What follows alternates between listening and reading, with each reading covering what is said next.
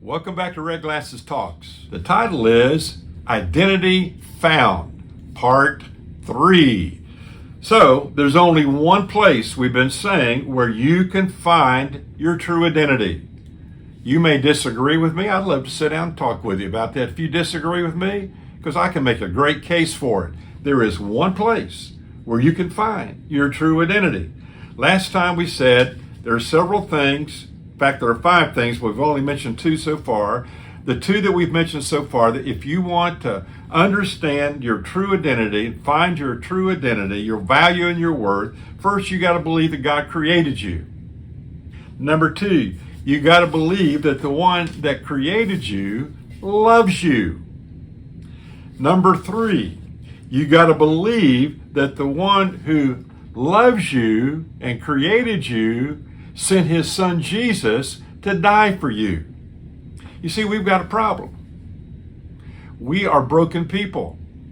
If we are perfect people and everybody on the planet were perfect people, we wouldn't have all the problems. We'd just have perfect people in perfect situation, perfect homes and perfect environment and perfect everything. It's broken. And it seems like if we are a thinking, reasonable person, we would say to ourselves, how do we get broken? And is there an answer to get fixed?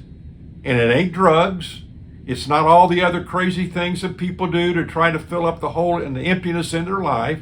Only Jesus Christ can do what we need. And what we need is we need to be forgiven of our sin and have our guilt and shame wiped away by what he did on the cross.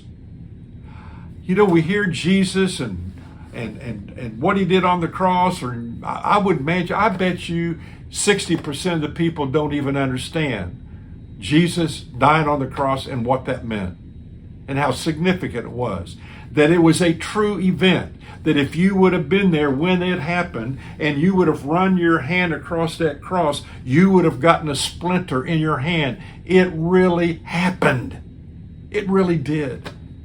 It changes everything for those of us who are willing to cry uncle and say, Jesus, I need you. So this passage gives you the attitude of Jesus about what he's done for you and me.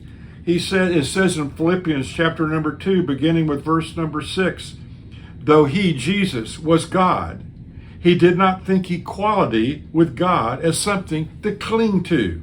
Instead, he gave up his divine privileges. He took the humble position of a slave and was born as a human being. He humbled himself in obedience to God, died a criminal's death on the cross. He gave up everything for you.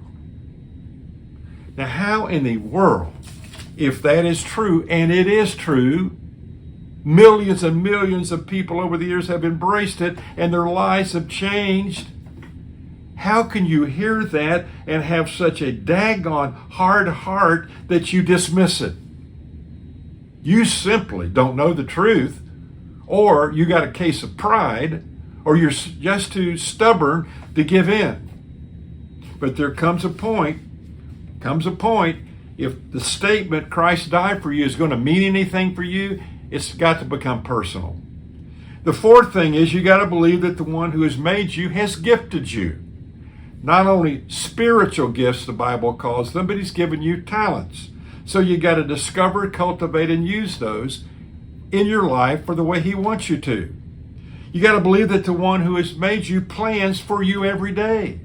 Every day. God has a plan for your life.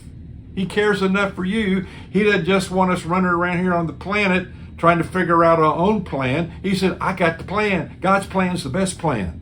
God's plan is the best plan. Your plan never is going to be better than God's plan. My plan is not going to be better than his plan. So here's a homework assignment for you. List all the things you dislike about yourself. Make a list. You go down the list and check off the most bothersome ones. Talk to somebody and share your list with them. Talk about it. Accept the things that you can't change. If you have blue eyes, you're probably going to continue to have blue eyes. Then go out and burn the list. I challenge you to do that. We all have stuff that we don't like about ourselves. So, if you want to find your true identity, if you want to find your true value, if you want to find your true worth, here's what you got to do. You got to believe that God created you. You got to believe that the God that made you loves you. You got to believe that Jesus died on the cross for you. You got to believe that the one that made you has gifted you. You got to believe that the one who has made you plans for your life. So how does all this become more than just information? There's a key step, and I've already said what it is.